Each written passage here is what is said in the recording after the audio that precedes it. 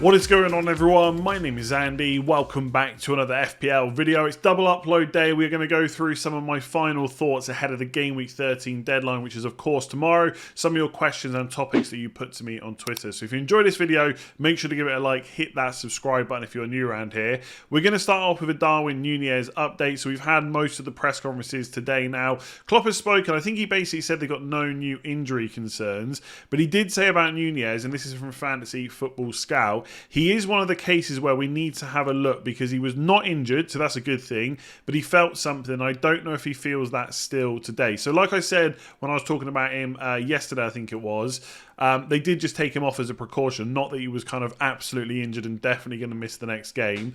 So know if he feels that still today, and what the medical department tells me then we have to see. So if you're on the fence about getting him in, then I would maybe try and wait as late as possible to make your transfer if you can, because the Liverpool game is the early kickoff and there is a chance that we will get some early team news. And I still think he's a pretty good option because of the fixtures they have coming up. Obviously, you are taking a little bit of a gamble over both minutes and starts, because if he only starts 2 of the next 4, that is not necessarily ideal.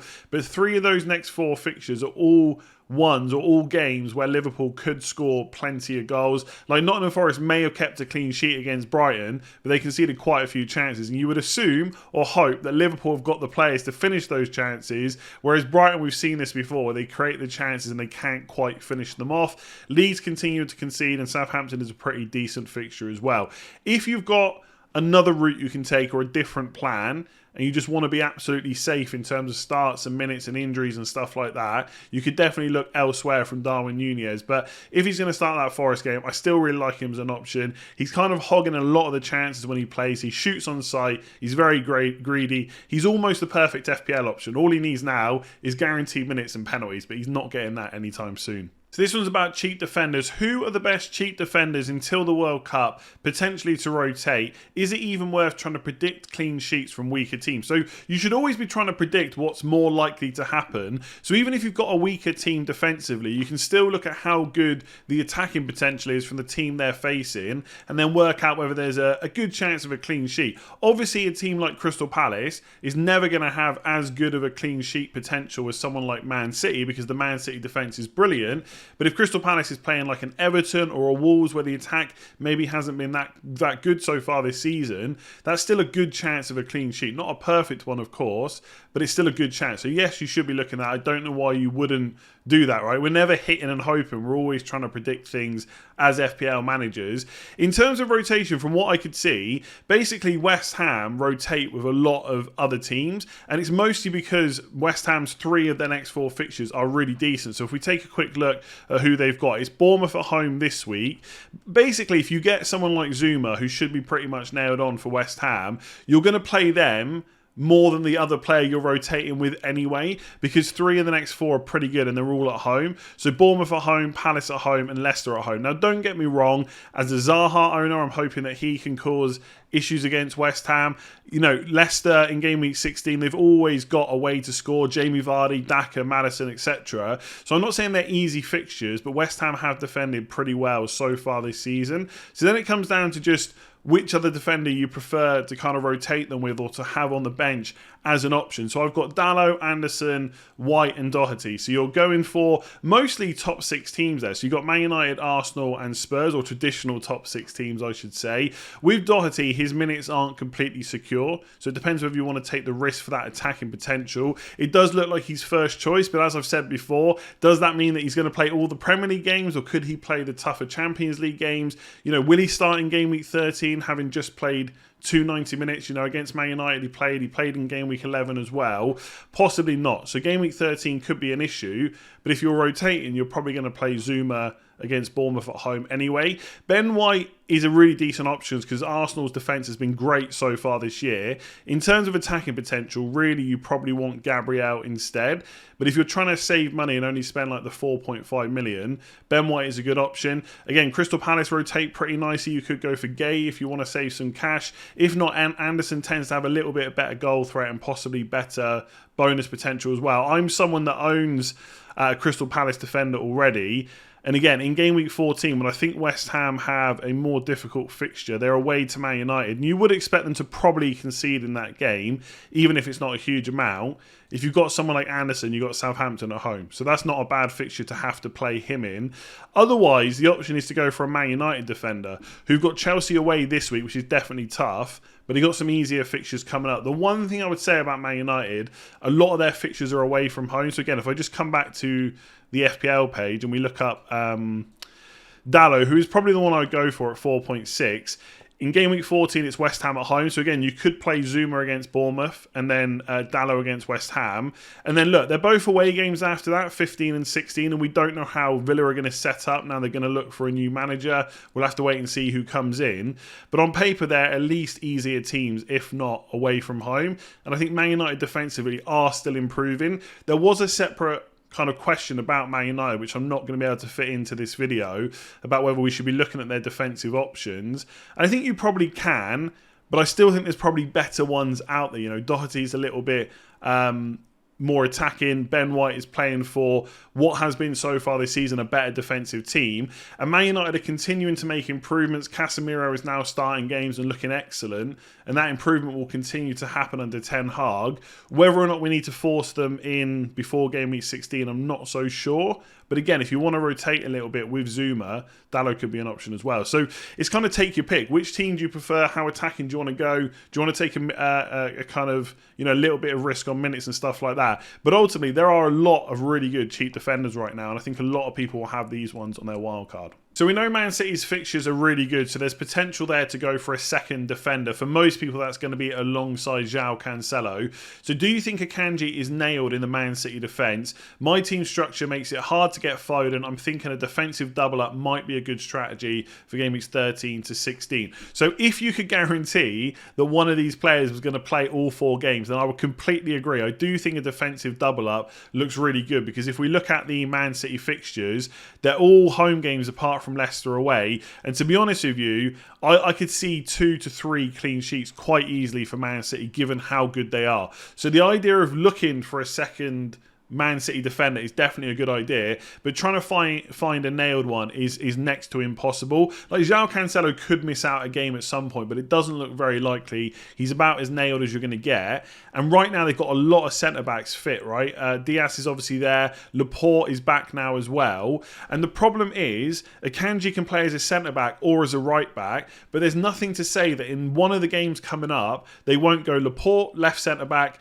Diaz, right centre-back, João Cancelo, right back, and then Ake playing on the left. Like, that could happen as well. So I think it really depends on whether you're kind of willing to miss out on probably one of the games. I don't necessarily think that any, apart from Cancelo, any of these players play all 4. And even if they do, it's very hard to say now which one it will be. So if I was going to go for one, because of the price, then Akanji might be the one to go for. The one thing about Man City kind of defenders, especially the centre-backs, and we're going to look this up now, I've not actually checked.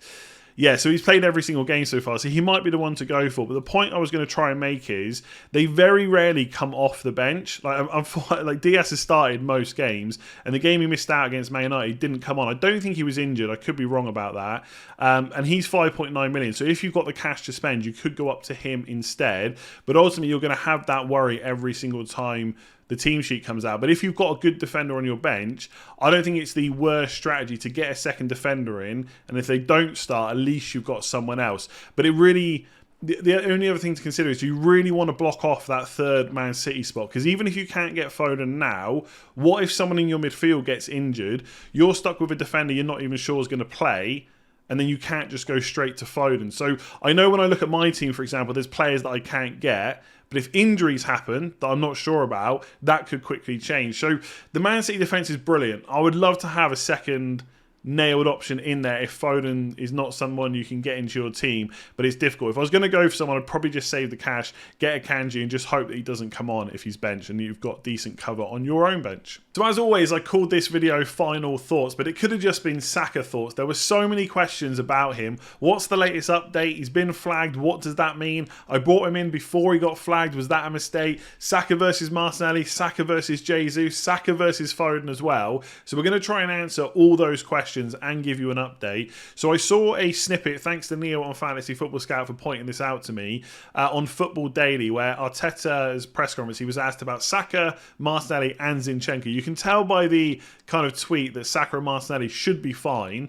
The green writing you see at the bottom, that is specifically what Arteta said about Saka. So I think he's fine. I think he was a bit struggling at the end. So that's at the end of the PSV match on Thursday. But hopefully he'll be fine for Sunday. Now, that's not necessarily the most ideal quote he could have given us. He could have just said, yeah, it was just a knock. He's absolutely fine, ready to go for Sunday. That would have been better. But I don't think this has really put me off going for him. It sounds like he's going to be okay. For anyone that doesn't know, now I didn't watch the game, but obviously I read up on it afterwards. He got a bit of a knock. I think he was basically kicked in his calf, but he didn't come straight off. He carried on playing. Now, obviously, with stuff like this, it could flare up or get worse after the match. But if they were that worried about it, and he was that worried about it, they would have brought him off straight away. So he did continue to play. You could say that him playing 90 minutes on Thursday in a European game is not necessarily ideal for the next game anyway. But this is a guy that when he's fit, he always starts 80 to 90 minutes. It's usually looking pretty good. So I think he'll be fine. Obviously, if you're in any doubt and you haven't already bought him and you want to play it absolutely safe, you just go for someone else instead. But I think he's going to start. Now, I've not made the transfer yet, but I'm still personally looking at personally looking to go for Saka over Foden this week because I just think it works better for my team. But I will wait as long as possible to make that move just in case any other information comes out. Just to answer some of the other questions, is Jesus worth considering instead of Saka if it's easier to get him? Now, one of the reasons I like Saka is obviously minutes are good, but so they are also good for Jesus as well. But we're pretty sure he's on penalties. It will be interesting to see what happens when Jesus or Martinelli wins a penalty to then see who takes it. But as far as we know, Saka's on penalties, so that's good. Plus he's a midfielder, so extra point for a goal. Clean sheet as well, which I think Arsenal could get a couple from now until game week 16 as well. So I do think Saka is probably the better option, but Jesus' underlying numbers, expected goals, expected assists, his general kind of goal threat is very, very good. The only issue is he's one yellow card away from a suspension. So a lot of people have been talking about, do I go for Jesus for free or do I get Saka for a -4? Now that -4 is difficult to answer because it depends what the other move is. If you're doing another move that also improves your team, that might be the way to go. But I think for 4 game weeks, you probably just take the risk with Jesus. Look, it'd be really annoying if you get him in this week and he gets a yellow card, then misses Nottingham Forest at home. But rather than take a -4, I think it might be worth the risk of just going for Jesus. If there was no yellow card situation, I would absolutely say, yes, he's worth considering over Saka if he's easier to get to. It's just making me doubt it a little bit. So I think if you can improve your team from the other move and you get Saka as well, that might be the better bet. But obviously with Jesus, there's no real concerns around any injuries, even as minor as they might be for Saka. So take that into account as well. And then the other question, related to Arsenal specifically, was Saka versus Martinelli. Now, in the press conference, I haven't written down the exact quote, but Arteta said I think he was feeling ill during the week, but they did play Martinelli for a little bit in that European game, so he should be fine for this weekend. And also, he's now played less minutes during midweek, so that's probably a bit of a plus for him over Saka. So this question, should I prioritise Saka or Martinelli in game week 13? I was set on Saka in, but he could have a knock, and Southampton have no fit right back. So they don't, right? Kyle Walker-Peters is going to be out for a while, so Martinelli is going to be up against a makeshift right back, which could be interesting. Look, Martinelli is the value pick, and if it's something like Martinelli and Foden, or Saka in like a different cheap midfielder, I think you go for the Foden and Martinelli combination. You could also go for Martinelli just because he didn't play 90 minutes in Europe. That's a good option. You leave your other options kind of open because you got more cash in the bank. But I do think in isolation, comparing these two, Saka is the better option from now until game week 16, especially when you add in kind of penalties and stuff like that. But there's not really a wrong answer. If going for Martinelli is going to leave you the cash in the bank for a better move next week, I think he's a perfectly good option to go for. He's exceptional value, really good goal threat. So I don't want to sit on the fence, but they are both generally brilliant options. Again, Saka is better in isolation, but he is more money. What can you do for that? That's the question you should be asking yourself. If you've got that money, is there a better move you can make? Okay, so I've done the Saka updates and we've looked at Saka versus our other Arsenal players, but now I'm going to look at Saka versus Foden. So what are your thoughts on bringing in Saka or Foden this week? For what it's worth, if you're in any doubt about Saka because of what happened in Europe and you're not completely confident in what Arteta said, then you should just get Foden, right? They're both really good options, so just play it safe and get Phil Foden. If you are someone where you think Saka's probably going to start and do well and get decent minutes, then obviously it's a little bit trickier. And I think this is kind of my cheat sheet for them, right? If you've only got room for one from game weeks 13 to 16, I think you just get Foden this week, right? There's no doubts around his like any injuries or anything like that. Obviously, this is still Man City. It is still Pep Guardiola. As much as Foden has been nailed on, there's nothing to say that he couldn't miss a match at some point, and he does tend to come off a little bit earlier. So he's not the perfect player, but in terms of fixtures, the team he's playing for, how good his underlying numbers are and stuff like that, if you can only afford one from now until 16, he doesn't have to play Chelsea away like Arsenal. I would just get Foden. If you're buying one in game week 13 and then one in game week 14, I would go for Foden this week because he's got the home fixture against Brighton. I do think Arsenal will do really well against Southampton away, but I'd take Foden in the home fixture against Brighton instead. And obviously then you can see what happens with Saka before game week 14 and then just get him for Nottingham Forest at home. If you're buying one in game week 13 and you've got another move to make in 14, or you want to roll the transfer and you're going to delay the other one of Foden and Saka till game week 15, that's where I think you get Saka this week. You get him for Southampton away, you get him for that Nottingham Forest at home fixture, then you get Foden in game week 15 where they've got Fulham and Brentford at home. That's when I definitely want him. Like, I'd love him this week for sure, but I'm still swinging more towards getting Saka in this week. But from 15, I really need Foden. One of the reasons I want to... There's kind of two reasons why I'm kind of leaning towards doing the last one. So one in 13, one in 15. One, you get to potentially roll the transfer or use it on something else in 14. You get to keep Zaha for Southampton at home in game week 14 as well. And also, at least for my team setup, in game week 15, it would give me different options to how I get Foden. My worry is that he might continue to go up in price and I could be priced out. So you have to take that into consideration. But when I get to game week 15, if I've been able to roll a transfer, I could do Zaha to Foden, I could do Saka to Foden to miss that Chelsea away game. So just have him for 2 weeks, then get rid of him again. Or if Trent's not doing well and Liverpool is still defending poorly, I could sell him to a cheaper defender and just use the funds to have Zaha, Foden and Saka and just go 5-man midfield instead. So that's my personal strategy, but ultimately this is the cheat sheet I would use. And in most cases, you're just getting Foden in this week unless you can't get the other one until game week 15, and in which case I wouldn't want to miss that Nottingham Forest fixture for Saka. Alright, so is it viable to take multiple hits to bring in Man City, Arsenal and Liverpool players for their game weeks 13 to 16 fixture run? For example, Nunez in game week 13. I think when you start talking about multiple hits, it's probably not going to be worth it for most people. Questions about hits are very difficult to give a broad answer to because ultimately it's going to come down to who you're taking out and who you're bringing in. So in your specific example, Nunez in for a hit in game week 13. Well, what did we speak about at the start of the video? Obviously, I know you didn't watch that before you asked the question, but he is somewhat of a doubt. For what it's worth, I really do think he's going to start, but there is some doubts in our mind based on what Klopp has said. Even if he does start, how many minutes will he get? So is he worth a hit if you're taking out a player that is definitely going to play and get good minutes? Probably not, right? So it is going to depend on who you're taking out. As an example, you know, we've had Praz on this channel a few times so far this season. I'm sure we'll get him on again. I think he might be taking a -4 for Barnes, Harvey Barnes and Trossard out. So Trossard came in as a 1-week punt in game week 12. Didn't work out, but whatever. It doesn't matter. Like, I did exactly the same. And I think they're both going for a -4, and I think it's for Foden and Saka. In that case, I'd probably do it. And I'd maybe even do it if I had Maddison as well. But when it's players like Zaha or Bowen, I'm not sure you can justify removing them for a -4 if we know... Oh, sorry, as long as we know they're probably likely to be fit, right? Obviously, if we get different news before the deadline, that's completely different. So I think for most people, you don't need to take multiple hits. I don't know, like, people should definitely be looking to get these players in their team, right? We know how good the fixtures are for City and Arsenal, and for some of us, we still think that Liverpool will do well. So I know why people are looking at them, but I think we can over-panic about not having the perfect team at all times. Yes, those that are wildcarding with triple Arsenal, triple City, 1 or 2 Liverpool, those teams are going to look really good. But this is my team, for example. I've got 1 Arsenal, Martinelli. I've got 2 City, Cancelo, obviously, and Haaland, who's my captain still. And then I've got 2 Liverpool players. So with 1 free transfer, I can get in Saka or Foden this week. I'm probably going to go Saka, not completely ruled out going for Foden, but right now I'm going for Saka. So I'm going to have 2 Arsenal, 2 City.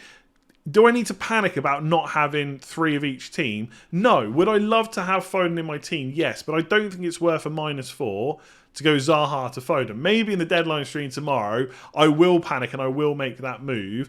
But for most people, it's not going to be needed. It's like Mitrovic or Solanke to Nunez for a hit. Is that worth it? Probably not. Now, in your particular question, maybe you've got a forward that's not going to play, that's injured. That's a bit different. But for most people, if you've got playing players, you're not going to need to take those hits. And also, just to go back to the question, that answer of not taking those hits is going to become more important as the next few game weeks go on, because the closer you get to game week 16, the fewer game weeks there are to make that hit back, because we can take a hit for 1 game week and it can work out, but more often than not it doesn't. So if you are going to take hits, it's probably this week or next week that are the best weeks to do it. But multiple hits, I just think, yes, we should be looking at getting these teams, players from these teams in, and we can do it over the next few weeks. But to take loads of hits this week just to get it done, I'm not sure it's worth it. I wouldn't be looking at more than a -4 for most teams. But like I said, it is going to be team dependent, and maybe your team is in a worse position and it's worth doing. If you've enjoyed that video, make sure to give it a like, hit that subscribe button if you're new around here, and I'll catch you tomorrow for the deadline stream.